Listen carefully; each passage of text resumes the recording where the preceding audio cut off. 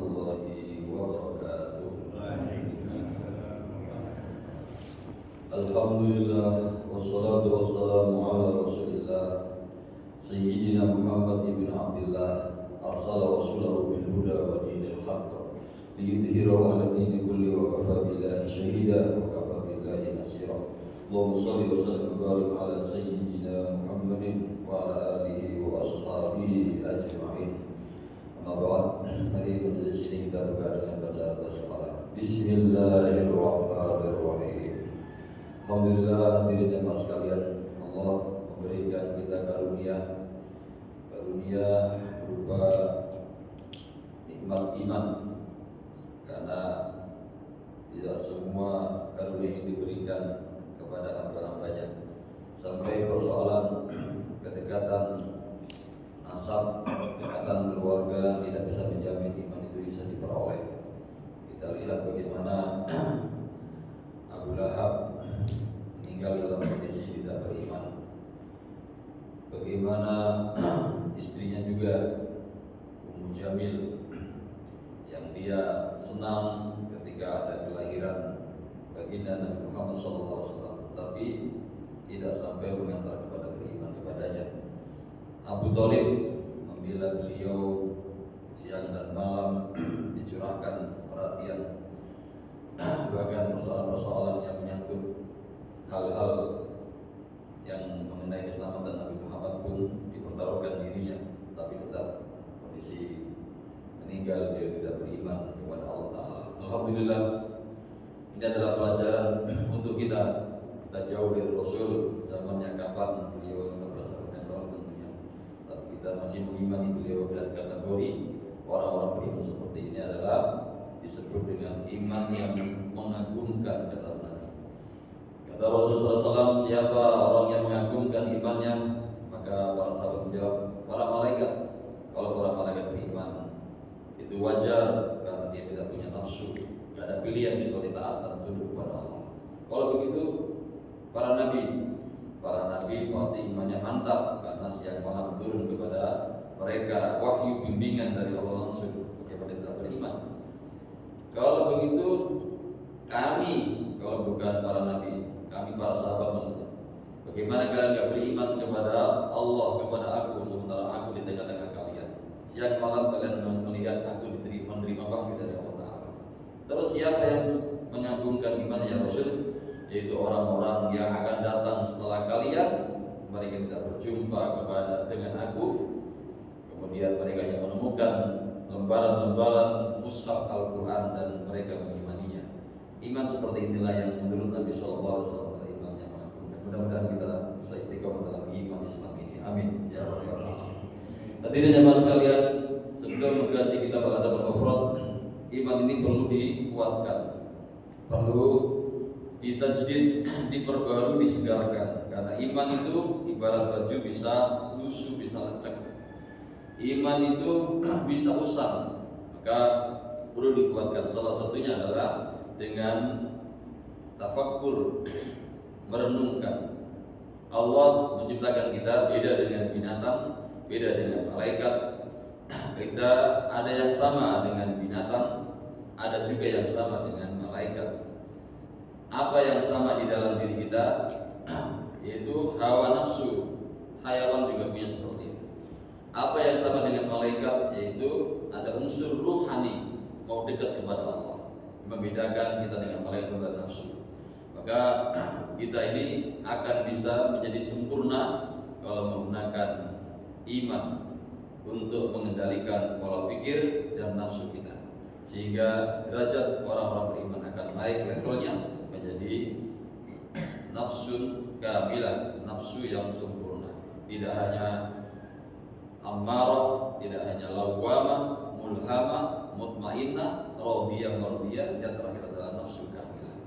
Kalau Rasul sudah pasti di atas itu semua, karena memang beliau adalah baginda Nabi yang dipilih menjadi pemimpin para Nabi dan Rasul. Kita ingin menata diri ini, tujuannya karunia di dalam diri kita adalah berpikir, sehingga berpikir ini bisa menguatkan iman kita.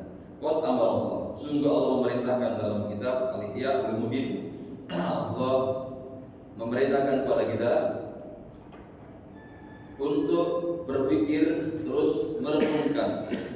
Di dalam Al-Quran banyak pertebaran ayat-ayat mengenai berpikir dan merenungkan, tafakur dan tadabbur.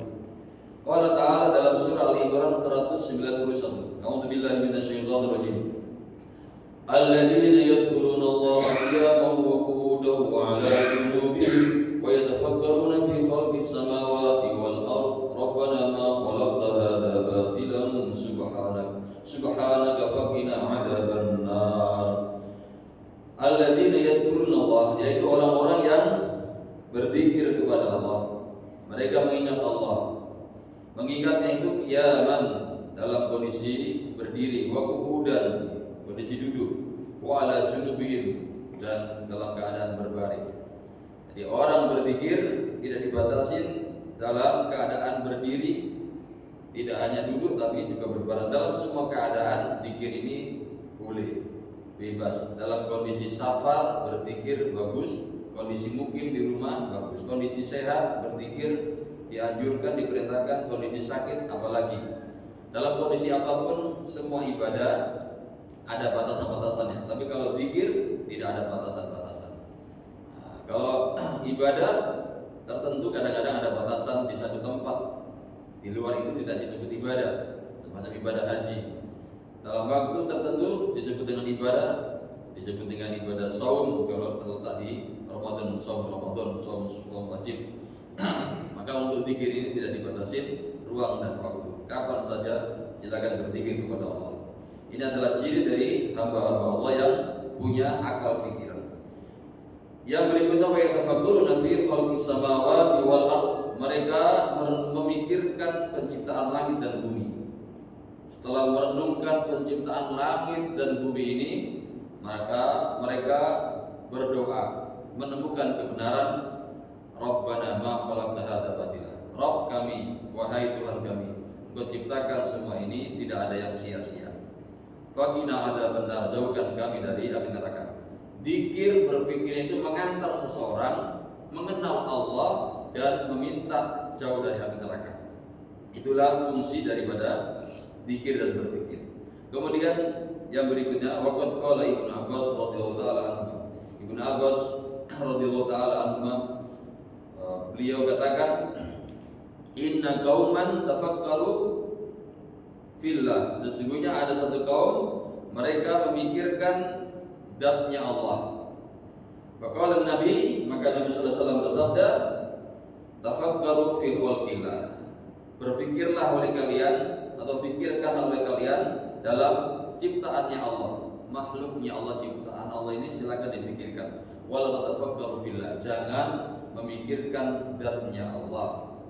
Fa innakum lan taqdiru qadrah, karena pasti kalian tidak akan sanggup untuk kuat, tidak akan kuat mengetahui kadar dari Allah Ta'ala, karena Allah Maha Besar sementara dirimu kecil. Allah Maha Kuat, dirimu lemah. Allah Maha Suci, dirimu punya penuh noda. Allah tak terbatas, sementara selain Allah serba terbatas. Tidak akan mungkin melihat atau mengetahui hakikatnya Allah.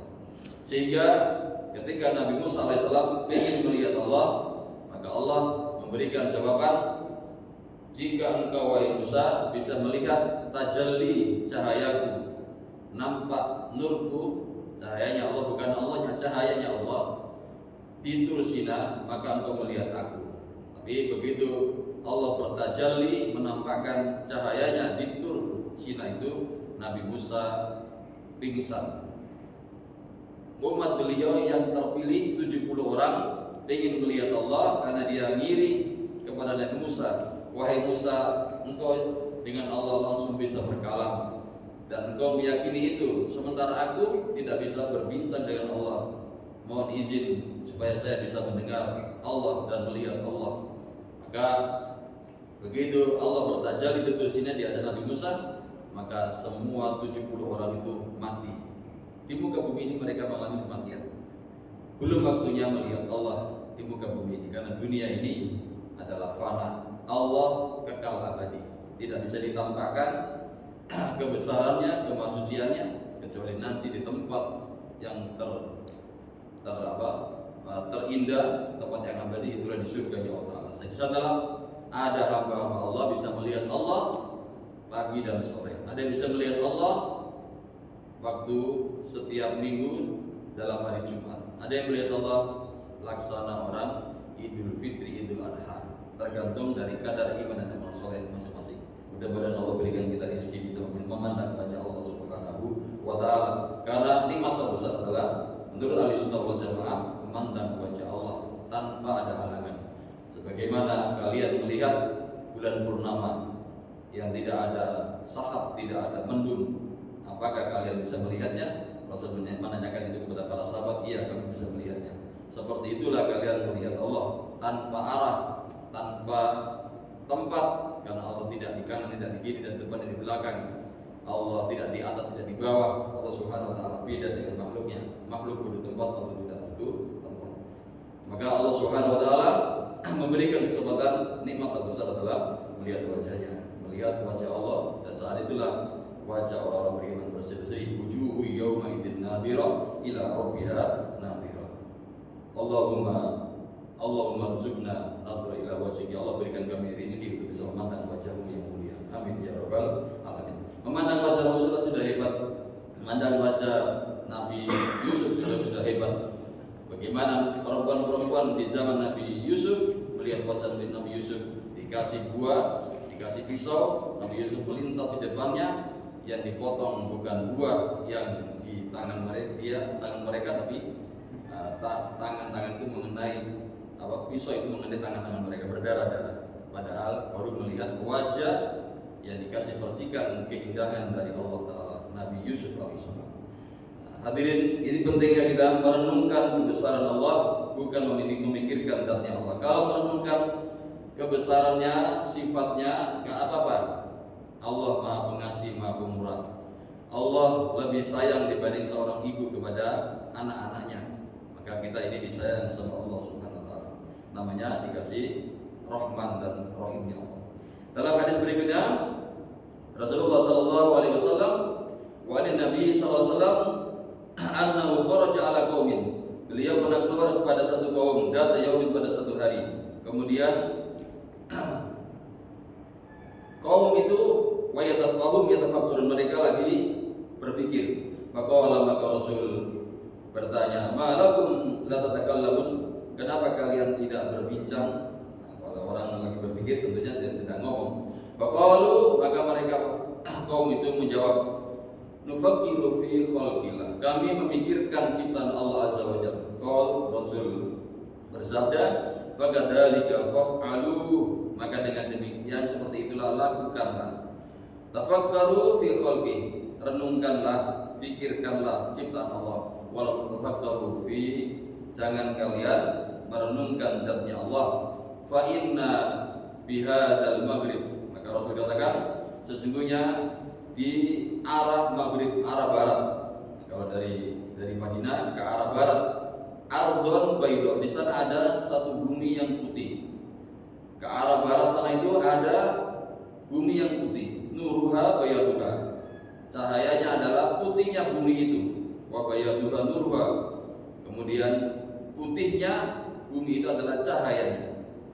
Masiratus syamsi arba'una yawman, perjalanan matahari 40 hari. Kalau 30 hari kan sebulan, berarti sebulan 10 hari.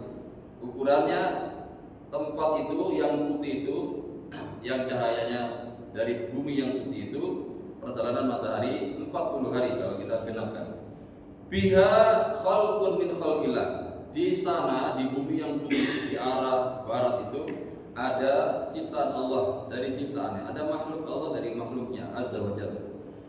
Makhluk itu lam ya'sullaha tarfata'in, mereka tidak pernah maksiat sekedip mata pun, tidak pernah maksiat makhluk Allah ini. Kemudian qalu ya Rasulullah, para sahabat penasaran, ya Rasul, fa'ina syaitan minhum, kalau begitu di mana setan berperan menggoda mereka?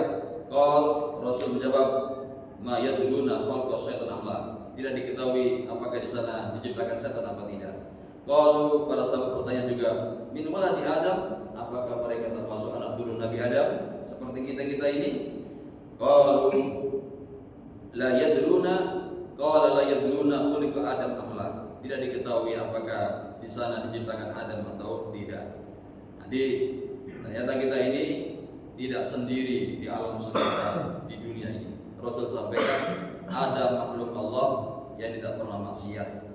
Ada makhluk Allah tinggal di satu belahan bumi di arah barat, perjalanan 40 hari matahari berputar di sana. Dan di sana mereka beribadah tidak pernah maksiat. Maka kalau kita ini belum berdosa, ada cara memperbaharuinya untuk bisa terjadi perbaikan, namanya taubat. Taubat artinya kembali kepada Allah dengan jalur istighfar, menyesal, tidak mengulang sampai posisi ruh kita di tenggorokan, terus matahari terbenam terbit dari barat. Itu batas akhir dari taubat anak cucu Adam. Sebelum itu tadi, mudah-mudahan kita senantiasa bisa memperbaharui taubat kita dan diterima Allah Subhanahu wa taala. Amin ya rabbal alamin. Hadirin jemaah sekalian, ini pentingnya bagaimana menggunakan daya nalar kita ini untuk memikirkan kebesaran Allah Subhanahu wa taala. Kemudian wa ataqal itlaqtu yawman ana wa Ubaid ibni Umair ila Aisyah. Kami pernah berangkat satu hari bersama Ubaid bin Umair ila Aisyah, kepada Bunda Aisyah radhiyallahu anha. Fakallamtuna wa bainana wa baina hijab. Kemudian kami berbincang dengan Bunda Aisyah dan antara kami dan beliau ada hijab, ada tirai, ada satir atau sutra. Sutra itu semacam ini yang di masjid ini. Antara laki perempuan ada pembatas. Kami dengan Bunda Aisyah ada hijab. Faqalat ya Ubaid, maka Bunda Aisyah bertanya, ya Ubaid, wahai Ubaid, ma yamna'uka min ziyaratina? Apa yang menghalangimu untuk mengunjungi kami? Qala qaulu Rasulullah SAW, kata Ubaid, kami mengingat sabda Rasulullah SAW, zurhibban tazdad hubban. Kunjungi orang yang lama tidak dikunjungi sehingga menambah rasa cinta. Qala Ibnu Umar berkata, fa akhbarina bi ajabi syai'in ra'aita min Rasulillah.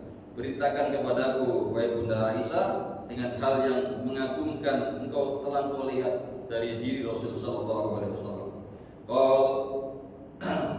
Dia katakan begitu.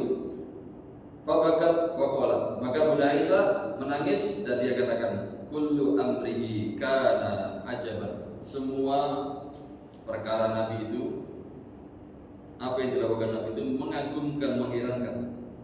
Atani fi laylati. Pernah Rasul datang di malam giliranku, karena istri Rasul SAW banyak. Saat beliau wafat ada 9, dan ini cerita pengalaman pribadi beliau dengan Rasulullah SAW. Atani fi laylati. Rasul pernah mendatangi diriku pada waktu malam, hatta massa jilduhu jildi, sehingga menyentuh kulitku ke kulit Rasulullah SAW. Kemudian kemudian Rasul mengatakan, dari ini ata'abdu li Rabbi azza wa jalla. Aku minta izin kepadamu supaya aku bisa meninggalkan dirimu untuk beribadah kepada Allah azza wa jalla. Saat ketemu Bunda Aisyah, dia pengennya beribadah kepada Allah Subhanahu wa taala. Faqama ilal kirbah.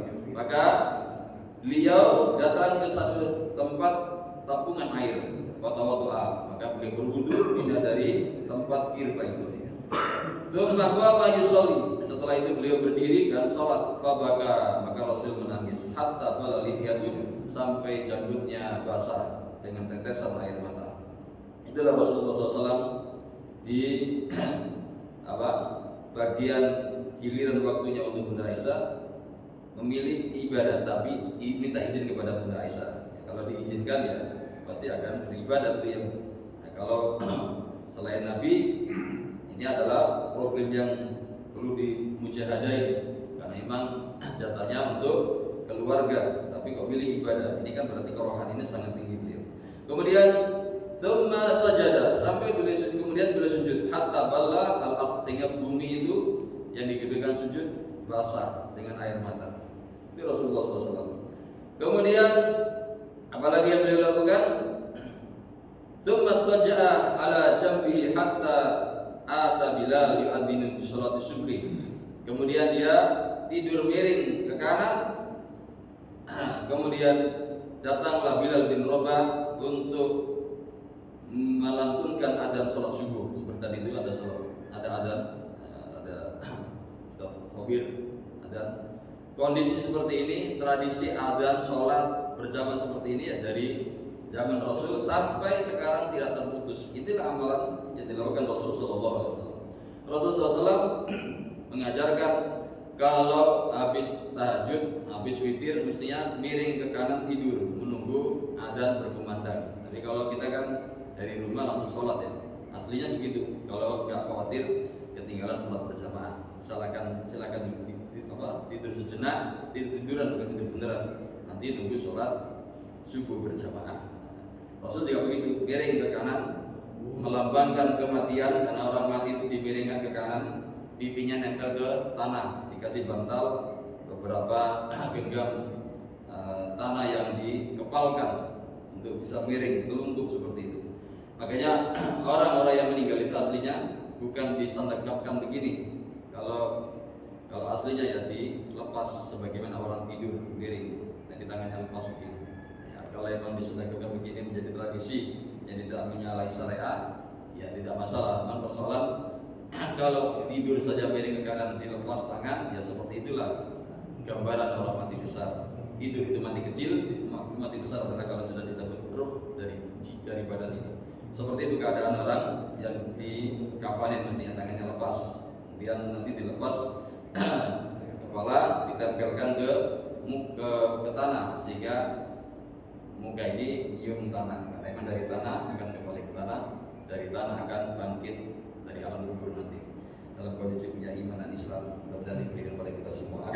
Hadirin jamaah sekalian, setelah Bilal bin Rabah melakukan adzan, maka Bilal mengatakan, ya Rasulullah, duhai Rasul, mayubkika, apa yang menjadikan kau menangis? Kan bolak-balik nangis, berdiri nangis, sujud nangis, tiduran juga masih nangis. Bilal bin Rabah melihat hal itu bertanya, ma yubkika wa qad ghafarallahu laka ma taqaddam, dan sementara dosa yang dulu, dosamu yang dulu yang sekarang sudah diampuni, sementara kau masih nangis begini, apa yang bikin kau nangis ya Rasul? Faqala Rasul menjawab, wahai hak ya Bilal, celaka wahai Bilal, wa ma yamna'uni an abki, apa gerangan yang menahan diriku untuk tidak nangis? Qad anzalallah, saat ini Allah turunkan ayat Al-Qur'an kepadaku fi hadhihi lailah, pada malam ini. Ayat apa yang bikin Rasulullah SAW nangis? Itu surah Ali Imran 190. A'udzu billahi minasyaitonir rajim. Inna fi khalqis samawati wal ardi wa ikhtilafil laili wan nahar la ayatin li ulil albab. Sesungguhnya dalam penciptaan langit dan bumi, kemudian pergantian malam dan siang, ini masih kategori malam walaupun udah masuk fajar sodik. Pergantian malam dan siang, asli kejadian itu malam dulu baru siang. Pergantian malam dan siang itu adalah terdapat tanda-tanda kekuasaan, kebesaran Allah bagi orang-orang yang punya akal pikiran, yang menggunakan pemikirannya, menggunakan hatinya. Kalau mata punya penglihatan, namanya basar. Kalau batin punya basirah, mata hati. Kalau orang beriman itu mengaktifkan kedua-duanya, matanya melihat kebesaran Allah, batinnya pun mengakui, sehingga itu disebut dengan ulul albab. Yang seperti ini hanya ada pada diri manusia. Kalau dalam diri binatang, dalam diri kambing, ayam, mereka bangun-bangun saja, memang nggak punya akal. Tapi kalau orang beriman tidak begitu. Siang malam ini adalah kebesaran Allah, dia lihat dan dia mengatakan, Rabbana ma khalaqta hadza batila subhanaka faqina adzabannar tadi. Orang kafir pun nggak punya basirah, sehingga mereka memilih menutup diri mengakui kekuasaan Allah. Karena tidak mengakui kekuasaan Allah, akhirnya mereka nggak bisa sujud, nggak bisa tunduk. Padahal kalau udah urusan bencana alam, orang kafir paling dulu membantu orang-orang yang kena bencana. Tapi kalau urusan sholat, urusan zikir, tidak mengimaninya. Maka seperti ini adalah bukan dapat karunia, karena dunia ini akan ditinggalkan dan pada akhirnya nanti keikhlasan masing-masing. Yang beriman, bertakwa akan memperoleh surganya Allah, rahmatnya Allah, melihat wajah Allah. Yang kafir ditempatkan di nerakanya. Seperti itulah konsekuensi iman ini. Kemudian tsumma qala wailun, maka Rasul katakan celaka liman qara'aha, bagi orang yang membaca inna fi khalqis samawati wal ard, yaitu Ali Imran 190, walam yatafakkar fiha, dan dia tidak memikirkan, merenungkan kandungan isinya. Ini sekitar baca-baca saja. Maka setelah tilawah usahakan merenungkan isinya, dilihat itu tafsirnya, dilihat kalau terjemahannya, kalau bisa melihat tafsirnya, kalau tidak bisa paham, alhamdulillah tinggal diulang-ulang setiap dia membaca ayat ini. Dan ini adalah amalan setiap malam aslinya. Begitu bangun dari tidur, setelah baca doa, maka ke kamar mandi, kamar kecil, menuntaskan hajatnya, berwudu, kemudian buka jendela atau buka pintu, keluar rumah, lihat ke langit aslinya, terus baca ayat ini. Ada redaksi begitu. Jadi baca ayat di Ali Imran 190 untuk menatap langit. Inna fi khalqis samawati wal ard wa ikhtilafil laili wan nahar la ayatin lil albab. Itu dibaca sampai ayat 200, berarti 10 ayat aslinya. Kalau enggak pakai handphone Anda bisa baca, atau pakai mushafnya dibaca, pakai senter kalau enggak ada cahaya. Jangan nggak boleh takut keluar rumah, ya, sekaligus sistem kontrol keamanan terjadi di masing-masing keluarga. Kalau itu diamalkan maka luar biasa iman orang beriman. Mudah-mudahan diberikan Allah kemudian bisa mengamalkan hal-hal sederhana seperti ini. Amin. Bagilah lil Auza'i ma wayat tafakkur fihi, apa tujuan daripada berpikir dalam ayat ini? Qala yaqra'uhunna wa yaqimuna, yaitu membaca ayat-ayat ini kemudian merenungkan kandungan isinya. Kemudian tradisi daripada para sahabat juga menggunakan pikirannya untuk menatap, mengakui kebesaran Allah, menguatkan imannya. Wa Muhammad bin Wasi' ar-rajulan min ahli Basrah raqiba ila Umidar ba'da mauti Al-Bidar.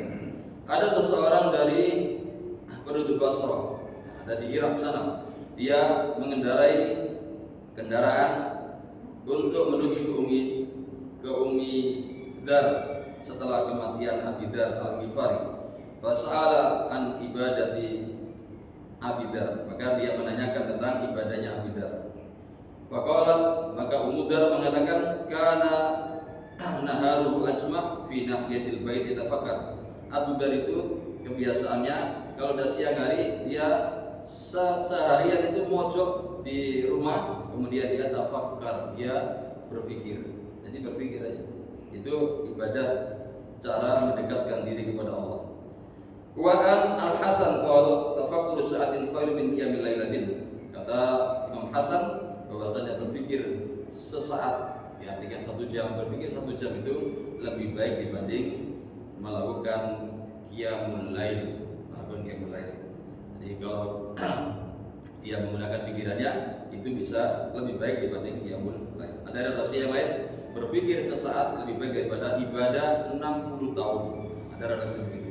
Jadi berpikir ini adalah aktivitas yang bisa seseorang diajak melakukan percepatan dekat ke Allah Subhanahu wa taala. Karena dengan berpikir akan mengetahui kurang-kurang dirinya, atau dengan berpikir dia akan mengetahui hakikat sesuatu. Tapi kalau nggak berpikir kan main hantam kromo, semua dia kebiahuya sama dari laut kayaknya asin semua ini. Padahal dari laut juga ada yang garam, ada yang mutiara, ada yang airnya itu. Jadi macam-macam di dalam diri manusia ini potensinya. Ada akalnya, ada nafsunya, ada imannya. Maka ada yang mendekat kepada Allah. Kalau dia dibersihkan jiwanya, ruhnya akan gampang mendekat kepada Allah. Tapi kalau diluapin hawa nafsu, ruhnya terhalang. Nafsu tinggi diturutkan, nafsu ngomong diperturutkan, nafsu apa saja diperturutkan, maka terhijab rohaninya ke Allah Subhanahu wa taala. Maka kalau orang itu sudah melatih dirinya dalam menyetir nafsunya, menyetir akalnya dengan imannya, biasanya terjadi pencerahan-pencerahan. Dan berikan kepada kita semua hari demi hari makin bisa dekat kepada Allah Subhanahu wa taala. Karena siapa yang tanpa ilmu tidak bertambah dekat kepada Allah, pasti konsekuensinya jauh dari Allah. Siapa yang nambah ilmu gak bertambah zuhud di dunia, pasti dia akan cinta dengan dunia seisinya ini. Padahal dunia adalah alat untuk mendekat kepada Allah Subhanahu wa Ta'ala. Mudah-mudahan kita diberikan hal-hal yang terbaik untuk diri kita sampai memperoleh husnul khotimah semua. Amin ya rabbal alamin. Kemudian kebiasaan orang-orang yang berakal itu selalu menguatkan dirinya, membiasakan untuk berzikir dan berpikir.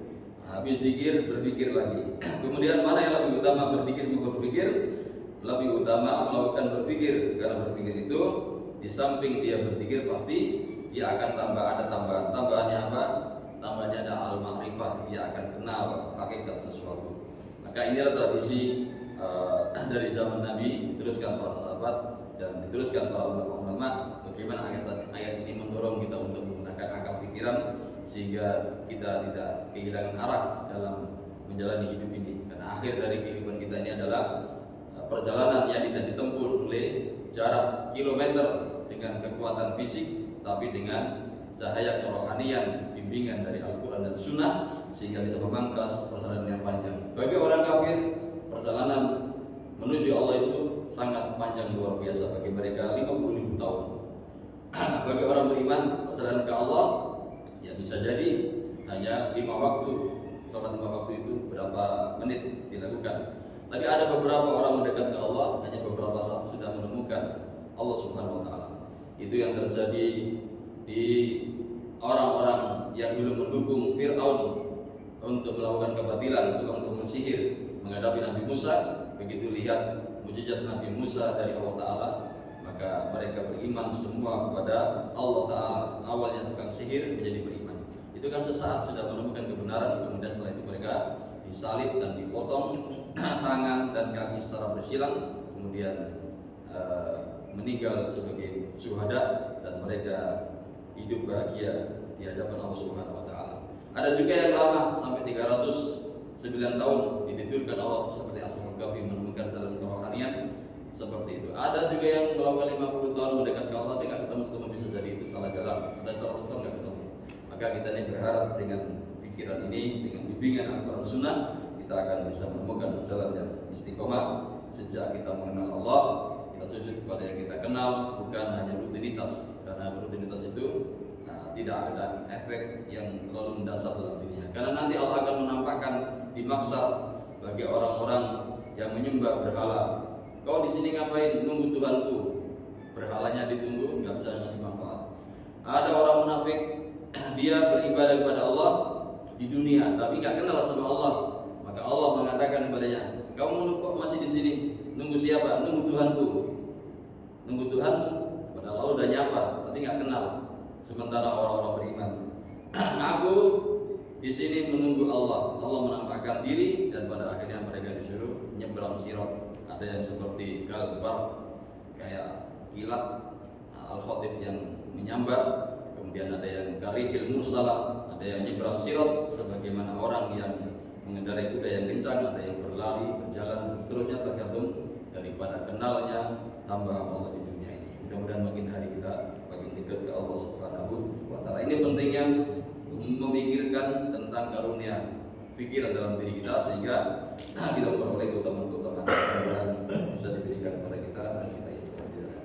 Kemudian kita teruskan di kajian Al-Adabul Mufrad. Hadirin jamaah sekalian, dalam Al-Adabul Mufrad disebutkan tentang bagaimana kita menjaga keluarga dan kaum muslimin berkaitan dengan aurat mereka. Aurat itu bukan diri ya, tapi apa yang bisa ditutupi dalam diri manusia. Ani bin Abbas, Ani bin Syihab, An Sa'labah ibni Abi Malik Al-Qurdi, An-Nahu raqiba ila Abdullah ibni Suwaid, akhi Bani Harisa min Al-Haris, yas'aluhu anil aurat salasa. Dia bertanya tentang 3 aurat. Maka dia bihin, sementara dia sudah mengamalkan 3 aurat itu, sudah tahu dan dipraktekkan dalam rumah tangganya. Maka ulama turid, apa yang kau kehendaki dengan mengetahui 3 aurat? Fakultu uridu an a'mala bihin. Aku juga ingin mengamalkan tentang adab menjaga aurat itu. Faqala, maka beliau katakan, idza wada'ta siyabi. Idza wada'tu siyabi. Kalau aku sudah melepas, menanggalkan bajuku minad dhuhira, baju yang luar ini, lam yadkhul alai ahad min ahli wala yadkhulu illa bihi. tidak boleh seorang pun di anggota keluargaku masuk ke kamarku, ya, anak yang sudah akil balik kecuali dengan izinku. Illa an ad'u, kecuali juga aku panggil dia. Kalau dipanggil pasti udah rapi, tidak nyaman ketika dilihat. Kemudian padalika idnuhu, ketika aku panggil pasti mereka datang, dan itu adalah izinku untuk datang menemui aku. Padahal internal di keluarga, itu ditegakkan adab seperti ini. Kemudian wala idza tala al-fajr. Kemudian yang kedua aurat adalah ketika menjelang fajar shadiq. Wa taharraqa nas hatta tusalli subuh, dan manusia pada bergerak sehingga salat subuh. Rata-rata menanggalkan pakaian luar, yang adanya pakaian dalam aja atau lebih dari itu, biasanya mendekati salat subuh waktu fajar itu. Maka nggak boleh main melonong masuk kamar orang tua atau saudara perempuannya atau bibinya atau siapapun, harus minta izin. Nah, saat waktu fajar sebelum salat subuh itu, karena pasti belum siap untuk ditemui. Wala idza shallaitu al-isya wa wada'tu thiyabi hatta anam. Kemudian waktu ketiga adalah saat aku selesai salat isya, kemudian aku tanggalkan baju luar ini sehingga aku tidur. Kalaupun ada keperluan, ya harus ketok pintu atau minta izin. Jadi kalau udah ketok pintu dan minta izin pasti udah siap-siap. Kalau nggak diizinkan ya jangan masuk juga, jangan maksa. Memang ada masalah yang privasi sifatnya di antara anggota keluarga. Yang berikutnya, An Aisyah radhiyallahu anha qalat kuntu aqulu an Nabi. Kata Bunda Aisyah, dulu aku makan bersama Nabi. Tentunya karena beliau hidup serumah sama beliau. Haisan, aku makan haisan famarra Umar. Maka lewatlah Umar bin Khattab pada Abu Fa'akal. Umar dipanggil ikut juga menyertai makan beliau bersama Rasulullah SAW dan Bunda Aisyah. Fa'asabah jadahu isbi, maka tangan Bunda Aisyah mengenai jari jemari Bunda Aisyah. Faqala hassa, terasa agak sakit. Lau ato'a fikun ma ra'aitukunna ghairi fanadal hijab. Kemudian kata siapa? Kata Umar bin Khattab, sekiranya hal seperti ini tidak terjadi, ya, sehingga turunlah ayat hijab. Jadi sebelum ayat hijab turun, maka saat itu makan antara laki dan perempuan masih bercampur. Begitu ayat hijab turun, maka ada jatah untuk tempat perempuan sendiri, untuk laki-laki sendiri. Seperti itulah bab ayat hijab. Wa an Salim bin Sarh maula Ummi Sabiyyah binti Qais wa hiya haula wa hiya jaddatu Kharijah ibn al-Haris annahu sami'a yaqul ikhtalafat yadi wa yadi Rasulullah fi ina'in wahidin. Kata Ummu Sabiyyah binti Qais, dia adalah Khawla, nenek Kharijah ibn Haris, bahwasanya Salim dia mendengar Khawla berkata, tanganku bersentuhan dengan tangan Rasul sallallahu alaihi wasallam dalam satu wadah.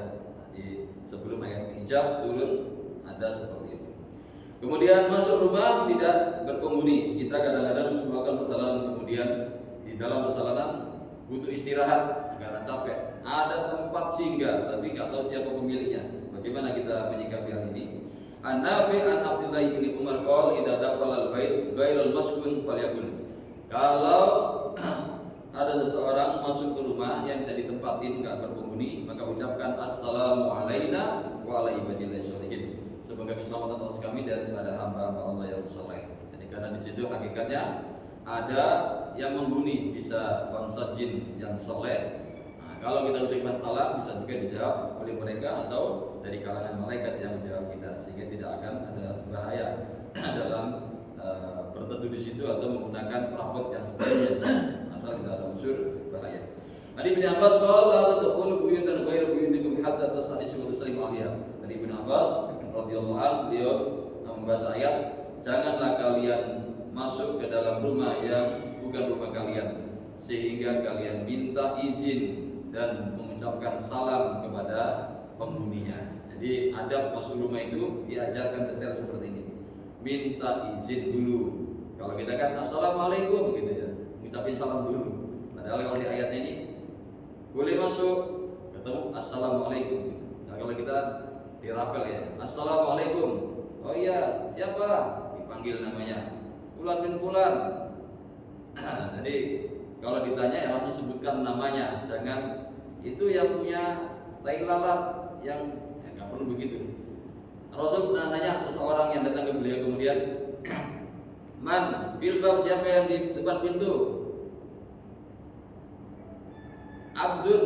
Abdun siapa? Abdun kan banyak ya. Abdullah bin Umar, Abdullah bin Mas'ud ya. Jadi diperjelas kalimatnya biar jelas siapa yang datang itu. Jadi begitulah dalam adab untuk masuk rumah. Minta izin kemudian minta salam. Mengucapkan salam. Wastasna min dzalika faqala laisa alaikum junah an tadkhulu buyutan ghairu maskunah. Kemudian ada pengecualian, tidak ada dosa untuk kalian masuk rumah yang tidak berpenghuni. Fiha mata'ul lakum, di dalamnya ada yang bisa kalian manfaatkan. Mungkin air minum, mungkin ada kompor yang memang disediakan untuk fasilitas umum untuk orang yang tertentu. Nah, itu tidak ada masalah. Ila qouli ta'ala taktumun, apa yang kalian simpan dalam hati itu. Jadi apa yang jadi keperluan kalau memang di tempat itu tidak ada penghuni, setelah kita mengucapkan salam assalamualaikum warahmatullahi wabarakatuh, maka gunakan secukupnya untuk istirahat dan sesuai kebutuhan yang ada. Kemudian ayat Al-Quran yang berkaitan dengan surah An-Nur ayat 58, liyasta'dhinukum alladziina malakat aymanukum, hendaknya budak-budak yang kalian miliki meminta izin kepada kalian. Jadi ada budak di zaman Islam itu diperoleh dari peperangan, kemudian mereka dibagi sama Qaidul Jais, panglima perang, siapa yang berhak memperoleh budak ini. Dan budak ini di Islam diperlakukan dengan mulia, mereka bisa mencicil dirinya untuk merdeka. Atau juga kalau majikan itu berminat, maka bisa dinikahi budak itu kalau dia budak perempuan. Dikasih mahar dan dimerdekakan, itu bentuk menghormati mereka. Atau ditebus sama keluarganya atau kaumnya datang untuk menebus dibebaskan perbudakan. Di perbudakan ini di Islam masih ada istilah budak. Makanya kalau orang melanggar puasa Ramadan, kalau dia siang hari hubungan suami istri, maka kafarohnya adalah memerdekakan budak yang beriman. Orang Islam kalah perang kemudian ditawan sama orang kafir, jadi budak orang kafir, maka salah satunya untuk bisa menebus kafaroh puasa Ramadan dilanggar adalah memerdekakan seorang budak yang beriman itu. Jadi kalau perbudakan tidak ada, maka puasa 2 bulan berturut-turut. Itulah cara membayar kafaroh. Gak bisa 2 bulan berturut-turut, maka ngasih makan orang 60 orang miskin. Satu kali dia melanggar puasa Ramadan. Maka Islam itu detail, ya. Detailnya itu sampai urusan menghapus dosa, bisa memerdekakan budak, bisa puasa berbulan berturut-turut. Nah, ini sehari aja jempol, gimana sampai 2 bulan berturut-turut, makin banyak jempolnya. Jadi itulah perbudakan dalam Islam. Wali bin Umar, ya, kalau nggak ada perbudakan nanti yang ngerawat siapa? Suaminya pada mati, kaumnya nggak ada yang ngerawat. Ya udah, daripada keleleran, Islam itu ya merawat mereka dan diperlakukan sebagaimana manusia yang mulia. Makanya istri Nabi itu salah satunya Sofia binti Huyai. Itu adalah hasil rampasan menang dalam perang Khaibar. Benteng Yahudi kalah yang di daerah Madinah itu, para sahabat pengen Sofia, tapi Rasul diketahui menginginkan itu, ya, akhirnya beliau melakukan walimah dalam kondisi safar. Kondisi safar masih belum sampai Madinah, beliau berwalimah di tengah perjalanan itu. Jadi walimah yang Rasul lakukan itu gak kayak orang sekarang walimah sebulan kemudian undangan ditebar baru ada walimah. Kalau Rasul habis perang dapat rampasan, walimah udah nikah. Akhirnya Sofia itu menjadi istri Rasulullah SAW. Makanya cemburulah istri-istri Nabi yang lain, karena Sofia itu cantik, walaupun udah janda berapa kali, tapi masih umur kurang lebih 16 tahunan. Itu zaman itu. Nah, jadi disebutkan tidak ada yang aku cemburu kalau istri-istri beliau kecuali Sofia hadir tengah-tengah kami. Nah, kalau lagi cemburu, bila saling ngebully gitu, aku adalah anak turun dari Nabi Harun, dari Nabi Musa. Dari pamanku adalah orang-orang mulia. Rasul mengatakan begitu untuk membela dirinya. Jadi Rasulullah SAW itu menghormati seluruh para nabi, termasuk anak turunnya saat itu yang ada pada diri Sofia. Jadi bapaknya meninggal ketua suku, suaminya meninggal dalam perang Khaibar, maka diboyonglah Sofia itu. Hadirin jamaah sekalian, Ani bin Umar liyasta'dinukum alladziina malakat aymanukum, supaya minta izin orang yang menjadi budak kalian. Jadi kalau nanti pada saat dikasih budak sama Allah karena umat Islam menang perang, sangat mungkin umat Islam ini akan menang perang sehingga banyak budak-budak. Kalau sekarang keadaan seperti ini ya masih fasenya. Qala hiya lirijal dunan nisa, yang minta izin itu budak-budak laki-laki bukan perempuan.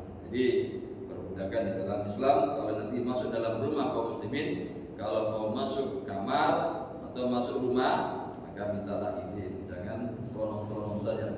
Nah, kalau di rumah ada khodim atau khodimah, pelayan yang membantu operasional di rumah tangga, hendaknya minta izin masuk. Itu kan bukan budak, memang dia yang membantu di rumah tangga.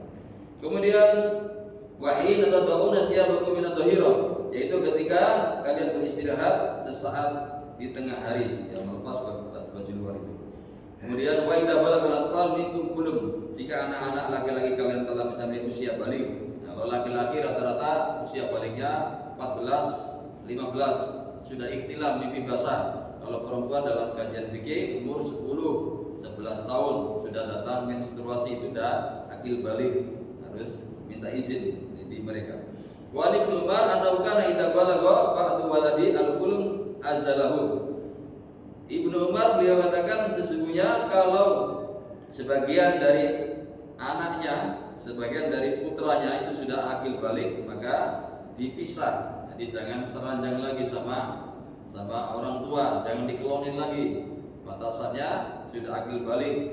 Nah, kalau untuk laki-laki ya tentu sudah ikhtilaf. 15 tahun, 14 tahun masih seranjang sama orang tua. Ini kurang tepat pengajarannya.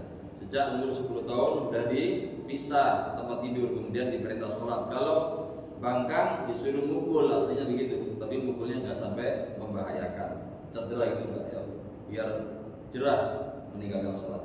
Kalau perempuan ya sudah akil balik, kondisi lebih menstruasi. Kalau dia tuh alaihi illa biidni, maka anak Abdullah tidak akan masuk ke tempat beliau, ke ruangan beliau kecuali dengan izin beliau. Inilah praktek para sahabat mempraktekkan dalam keluarganya. Ada Alqamah qala ja'a rajulun ila Abdillah qala astadinu ala ummi wa qala ma ala kulli ahyatiha tuhibbu an tara. Dari Alqamah radhiyallahu ta'ala dia katakan, ada seseorang datang ke Abdullah, kemudian dia nanya gini, atas taqdinu ala ummi, adakah aku minta izin sama ibuku sendiri? Nah, di rumah kan ada ibu, bisa jadi lagi main atau emang dirawat di anak itu, di rumah anak itu ya. Gimana apa? Aku minta izin sama ibuku sendiri yang tinggal di kamar itu. Faqala ma'ala kulli ahya yatuqibbu antaraha. Tidak ada pada setiap waktunya itu senang jika engkau melihatnya kondisinya baik, hasilnya tidak terbuka aurat. Kenapa mesti minta izin sama orang tua sendiri? Karena sangat mungkin pada saat dia tidak lengkap dalam menutup aurat, sehingga kalau minta izin itu siap-siap untuk menutup baru kita ketemu. Ini pentingnya pengajaran Islam. Salah rajulun Hudzaifah qala astadinu ala ummi, apakah aku minta izin sama ibuku sendiri? Faqala illa tastadin alayya ra'aita ma takrah. Kalau engkau tidak minta izin, kau akan melihat sesuatu yang tidak kau suka kan?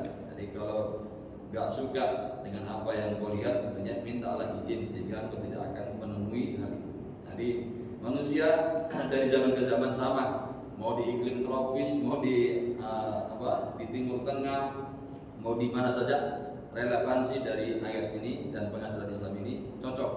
Kenapa terjadi penyimpangan seksual antar saudara dan seterusnya, kok terjadi seperti itu, pergaulan bebas ya karena ada pada itu tidak ada dalam diri mereka, yang ditegakkan. Kalau ditegakkan dari kecil kan terbiasa. Jadi manusia itu bisa diatur sebenarnya karena punya akal, pikiran dan nurani. Kalau manusia nggak bisa diatur ya bukan manusia sempurna, karena sempurnanya manusia tidak menggunakan akalnya, sebentar lagi menggunakan nuraninya, sebentar lagi menggunakan wahyu dari Allah Subhanahu wa Ta'ala. Mudah-mudahan keluarga kita semuanya keluarga yang sakinah mawaddah warahmah, anak soleh-soleh semua. Amin. Anak laki-laki minta izin kepada ayahnya. An Musa ibnu Tulhaqal dakhaltu ma'a abi ala ummi. Aku masuk bersama ayahku. padahal bersama ayahnya. Ala ummi, pada ibuku. Ya, berarti kan istri bapaknya, ya, dia anak sendiri. Wadakhala fa'atba'tuhu, maka ayahku masuk ke ruang bumi kepada ibuku, aku ikuti. Fal tafata pada fa'afi sodri hatta aku dani alas apa nih? Alasti. Jadi kata siapa? Abu Musa ibnu Tolha, aku masuk ke ibuku bersama ayahku. Ternyata ayahku mendorong diriku, gak boleh masuk sampai aku duduk kembali. Tsumma qala atadkhulu bi ghairi, apakah engkau masuk tanpa izin? Nah, seperti itu. Jadi ini bab menegakkan aurat di dalam rumah tangga. Kemudian An Jabir qala yas'adun rajul ala walidi wa ummihi wa in kanat ajuzan wa akhihi wa ukhtihi wa abi. Dari sahabat Jabir, dia katakan seseorang itu minta izin ala waladi wa ummihi. Hendaknya orang itu minta izin pada anak lakinya, pada ibunya, meskipun ibunya itu ajuzan, sudah renta. Wa akhihi, pada saudara lakinya, wa ukhtihi, saudara perempuannya, wa abihi, bahkan pada bapaknya juga harus minta izin. Inilah bab mengenai al-istidad dalam menegakkan adab-adab Islam di dalam keluarga. Mungkin itu hadirin jamaah sekalian yang bisa kita kaji di pagi hari ini. Yang pertama adalah pentingnya mengingat karunia Allah berupa akal pikiran dan kita bisa berpikir sehingga mengetahui hakikat sesuatu. Kemudian ada tambahan hadis mengenai adab-adab dalam menegakkan dalam rumah tangga kita. Mudah-mudahan kita bisa mengamalkan di hadis ini. Wallahu a'lam. Barangkali mungkin ada soal jawab, saya persilakan dari depan atau dari samping kanan kiri. Fadhal syukur. Allahu Akbar. Monggo yang atau nambahi dari Haji Budi, Haji Dedi. Ada semuanya. Cukup? Ya, silakan kalau ada yang ini. Pak Iwan. Silakan. Menarik tadi soal